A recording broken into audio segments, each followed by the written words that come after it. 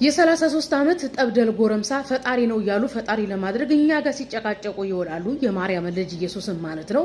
ነገር ግን ሃይማኖታዊ መዛግብት ሃይማኖታዊ መጽሐፍት ላይ ልክ እንደ መጽሐፍ ቅዱስና ቁርአን ላይ ያሉ ለመለኮት የተሰጡ ባህሪያትን አንቀበልም።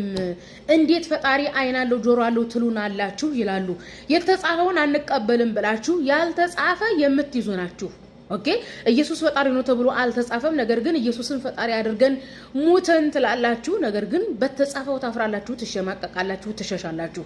መጽሐፋት ላይ የሃይማኖት መንፈሳዊ መዛግብት ላይ ፈጣሪ መለኮታዊ አይንና እግር እጅ እንዳለው ተቀምጧል። ይህ ብሎ ማለት የፈጣሪን አካላት መርምር ይደርስበታል ወይም የፈጣሪ አይን የኔና አይን ይመስላል ማለት አይቻልም። መለኮታዊ አይን መገመትም አይቻልም። ይሄ ነው ብሎ መግለጽም አይቻልም። መለኮታዊ አይን ምን እንደሚመስል የሚያውቀው ራሱ መለኮት ብቻና ብቻ ነው። ተግባብተናል። ስለዚህ መጽሐፍ ቅዱስን እንክዳለን፣ ቁርአኑን እንክዳለን የምትሉ የራሳችሁን ፍልስፍና ማቋቋም ትችላላችሁ። ግርም እኮ ነው የሚለው የተጻፈውን ትተው ያልተጻፈ የሚያምኑ ናቸው። እግዚአብሔር ቅንድብ አለው። አሁን ሰሞት ይሄን ጉድ ሰሙ። እግዚአብሔር አምላክ የአካል ክፍላቶች አሉት። ዛሬ በአባቶች ማስረጃ እግዚአብሔር አምላክ የአካል ክፍል እንደሌለው ሶስት አባቶችን ብቻ ለማየት ነው።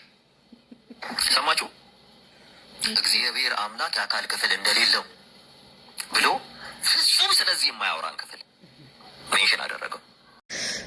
ሰሙን ታውቁታላችሁ። ሰሞኑን የአክሊልን ጎረምሶች እያጋለጠ ነው። ሁላችሁም እንደምታውቁት አክሊልና የአክሊል ደቀ መዛሙርት ጎረምሶች የኢትዮጵያ ኦርቶዶክስ ተዋሕዶ ቤተክርስቲያን አስተምሮቶችን አንቀበልም የሚሉና በኦርቶዶክሱ ምዕመናን ላይ ብዥታ የሚጥሉ ናቸው። እንግዲህ ሰሙን እንደሰማችሁት ዮሐዳ ፈወርቂ የተባለ የአክሊል ደቀ መዛሙርት እግዚአብሔር አካል አለው የአካል ክፍል የለውም ብሎ የኢትዮጵያ ኦርቶዶክስ ተዋሕዶ ቤተክርስቲያን አስተምሮ የሆነውን ክዷል። የኢትዮጵያ ኦርቶዶክስ ተዋሕዶ ቤተክርስቲያን ብሉይ ኪዳን መጽሐፍ ቅዱስን መሰረት በማድረግ እግዚአብሔር እጅ አለው፣ እግር አለው፣ አይን አለው፣ አፍ አለው፣ ጆሮ አለው ብላ ታምናለች። ይህ ብሎ ማለት ምሳሌያዊ አነጋገር ሳይሆን በቀጥታ እግዚአብሔር መለኮታዊ አይን፣ መለኮታዊ ጆሮ፣ መለኮታዊ እጅና እግር አለው ብላ ታዘድቃለች። ለዚህም ዋና መሰረቷ ሃይማኖተ አበው እና አትናቴዎስ ናቸው። ልብ በሉ እዚህ ዓለም ላይ 2 ቢሊዮን ኢየሱስን ፈጣሪ ነው ብሎ የሚያምን የሥላሴ ዶክትሪን ክርስቲያን ማህበረሰብ አለ።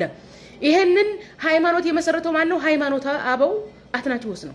እንግዲህ አትናቴዎስ እግዚአብሔር መለኮታዊ አካል ክፍል አለው የሚለውን እየካዱ ነው። ማን? የአክሊል ጎረምሶች። ራሱ አክሊል የአትናቴዎስን አስተምሮ የአትናቴዎስን ፍልስፍና የሚቀበል ሰው ኢየሱስን ፈጣሪ ነው ብሎ የሚቀበል ሰው ነው። ኢየሱስን ፈጣሪ ነው ብሎ የሚቀበል ሰው አትናቴዎስ መለኮታዊ የአካል ክፍል አለው ለእግዚአብሔር ብሎ ያለውን መቀበል ግዴታው ነው። በነገራችን ላይ ፎሴጋ የአክሊል ደቀ መዛሙርት አይደለም። ቤተክርስቲያን ያላችሁን ብትል እቀበላለሁ፣ አርጉድጓድ ብትገባ አብሬያ ትገባለሁኝ፣ መጽሐፍ ቅዱስ ብቻ አለልም ያለ ሰው ነበረ ፎሴጋ። ነገር ግን በዚህ ሰዓት የአክሊል ደቀ መዛሙርት የአክሊል ጎረምሳ ሆኖ አይ እግዚአብሔር አካል አለው ነገር ግን የአካል ክፍል የለውም እያለ እየቀጠፈ ነው። በኦርቶዶክስ ቤተክርስቲያን ላይ አትቅጠፉ። በዚሁ አጋጣሚ ማስተላለፍላችሁ ነገር ምንድነው? መጽሐፍ ቅዱስ ላይ የሃይማኖት መጽሐፍ ላይ ቁርአን ላይ መጽሐፍ ቅዱስ ላይ ለፈጣሪ የአካል ክፍል ተቀምጦለታል በቀጥታ ማለት ነው። ስለዚህ የኢትዮጵያ ኦርቶዶክስ ተዋሕዶ ቤተክርስቲያን ሆነ በእስልምና ዋናው የእስልምና አስተምሮ ለፈጣሪ የማይመረመር የአካል ክፍል አለው ብለው እውቅና ይሰጣሉ። ይሄ ደግሞ ቀጥታ ቁርአን ላይና መጽሐፍ ቅዱስ ላይ አለ። አይ ቁርአን ላይና መጽሐፍ ቅዱስ ላይ ያለውን አንቀበልም ያለ ይሄ ከሃይማኖቱ የወጣ ነው ማለት ነው።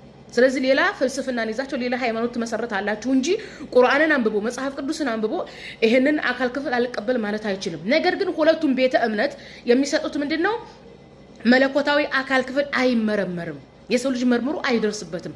መለኮታዊ አይን ወይ መለኮታዊ ጆሮ ብሎ ማለት ያኒ ጆሮንም አይንንም እናንተ በቅርጽ ለክታችሁ አደርሱበትም። መመርመር አይቻልም። ምክንያቱም መለኮትን ያየ የለም ስለሚል ማለት ነው።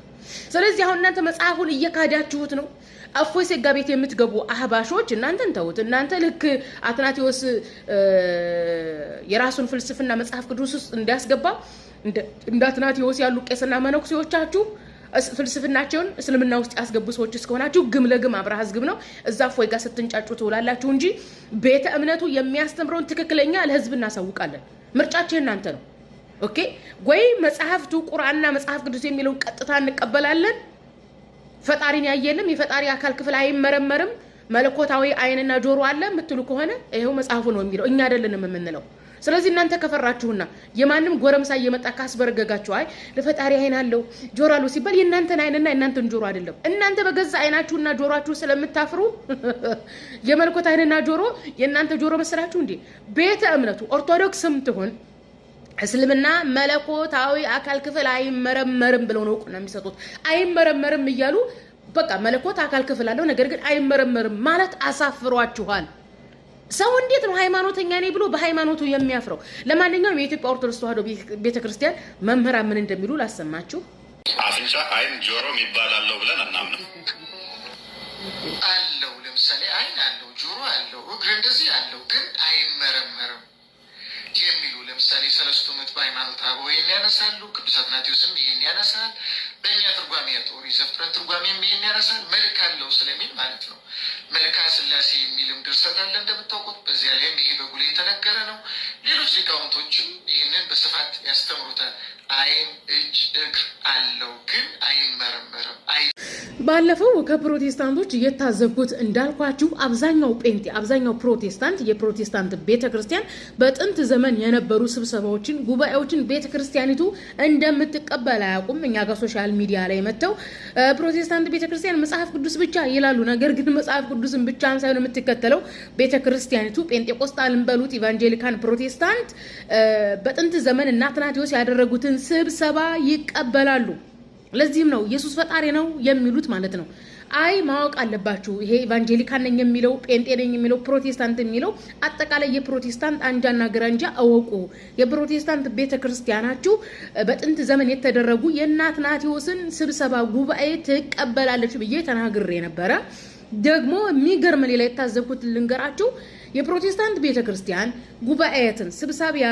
ስብሰባዎችን እንደምትቀበል ያወቁ አንዳንዶች አይኛ ስብሰባ አንቀበልም ማለት ጀምረዋል አይኛ የአትናቴዎስን ጉባኤ አንቀበልም የከለቄዶን ጉባኤን አንቀበልም የኤፌሶን ጉባኤን አንቀበልም የቆስጠንጢኖስን ጉባኤ አንቀበልም የኒቅያን ጉባኤ አንቀበልም እያሉ ነው ነገር ግን ኢየሱስ ፈጣሪ ነው እያሉ ነው በጣም በሳቅ ለትገሉ ነው እንደምትፈልጉት ኢየሱስ ፈጣሪ ነው የምትሉት ይሄ ከስብሰባው የመጣ ነው ከጉባኤው የመጣ ነው አይኛው ጉባኤ አንቀበልም ካላችሁ ስማርት ካጫወታችሁኛ ካስተማራችሁ በኋላ ኢየሱስ ፈጣሪ ነው የሚል የግሪክ መንፈስ ይዛችሁኛ ጋር አትምጡ አለቀ መጽሐፍ ቅዱስ ብቻ ጋላችሁ መጽሐፍ ቅዱስ የኢየሱስን ፈጣሪነት አያስተምርም ምክንያቱም እንደነገርኳችሁ እንዳስተማርኳችሁ ይሄን ሁሉ አመታት መጽሐፍ ቅዱስ ውስጥ ያለው ህዝብ አይሁድ ነው መጽሐፍ ቅዱስ ያለው እምነት የአይሁድ እምነት ነው አይሁድ ደግሞ ሰውን አያመልክም ሰው ለአይሁድ አይሁድ ከሆነ ወንድሙ ነው ለአይሁድ ከአይሁድ ውጭ የሆነው ለሱ የተፈጠረለት አገልጋይ እንዲያደርገው የተፈጠረለት ባሪያው ነው እንደዛ ነው የሚያምነው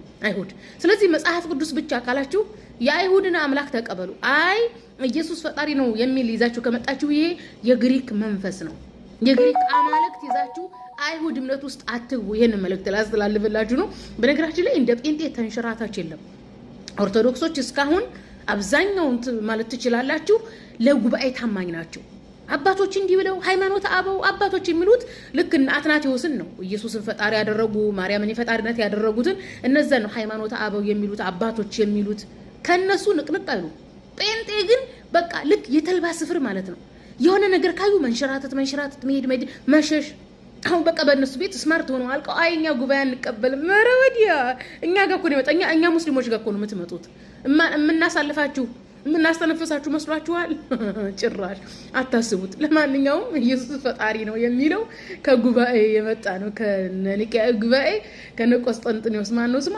ቆስጠንጢኖስ ጉባኤና ከኤፌሶን ጉባኤ የተፈጠረው ኢየሱስ ፈጣሪ ነው የሚለው እና ለጴንጤዎችዬ አድርሱላችሁ በተለይ የደቡብ ጴንጤ የፕሮቴስታንት ቤተክርስቲያን እነዚህን ጉባኤዎች እንደምትቀበል አያውቅም እና ጉባኤዎችን እንደምትቀበል እኔ የደረሱ የፕሮቴስታንት መምህራን አስተምሩ እንጂ አደረቁን እኮኛ እዛ ቢያንስ ትንሽ አሰልጥኗቸው እኛ ጋር ከመምጣት የሶሻል ሚዲያ የሃይማኖት ብሽሽቅ ያው የምታውቁት ነው በዚህ መሰረት ፕሮቴስታንት ወገኖቻችን በየኮሜንቱ ኢየሱስ ብቻውን ጌታ ነው ይላሉ እኔ የምለው የሥላሴ ዶክትሪን አማኝ መሆናችሁን ረስታችሁት ነው ወይስ እንዴት ነው እንዴ የኒቅያ ጉባኤ ላይ ኢየሱስን ፈጣሪ ጌታ ተደርጎ ተሹሟል ከ50 ምናምን በኋላ ደግሞ ከ50 ዓመት በኋላ ደግሞ መንፈስ ቅዱስ ጌታ ነው ከኢየሱስና ከአብ ጋር እኩል ጌትነት አለው ብለው ደግሞ ውሳኔ አስተላልፈዋል በእነዚህ ውሳኔ መሰረት ኢየሱስን ፈጣሪ ነው አብም ፈጣሪ ነው መንፈስ ቅዱስም ፈጣሪ ነው ስለዚህ እንዴት ብላችሁ ነው ኢየሱስ ብቻውን ጌታ ነው የምትሉት? መንፈስ ቅዱስን ለማንተታችሁ ነው? አብን ለማንተታችሁ ነው? ያኔ አይታዘቧችሁም? አይታዘቧችሁም? ይሄን ጥያቄ መጠየቅ ፈልጌ ነው። ያው መንፈስ ቅዱስ በብዙ አብዛኛው የሥላሴ ዶክትሪን አማኝ ረስቶታል መንፈስ ቅዱስን።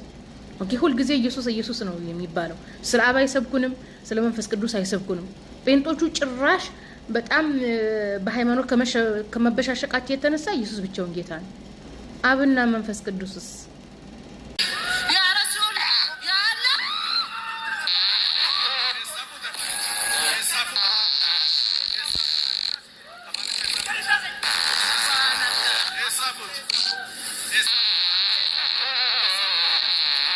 ባለፈሷ እንደዚህ ፈስ በፈስ የሆነችው ወይ ሻሸመኔ ላይ ወይ የሆነ ቦታ ላይ ሱቅ መክፈቻ ቦታ ወይም ሱቅ ከፍተውላት ነው እንደዚህ የሆነችው። ሻሸመኔ ሁላችሁም እንደምታውቁት የጴንጤ ስቴት ሆናለች። ከሻሸመኔ ባሻገር በጣም በርካታ የኦሮሚያ ክልል ቦታዎች የጴንጤ ስቴት ሆነዋል።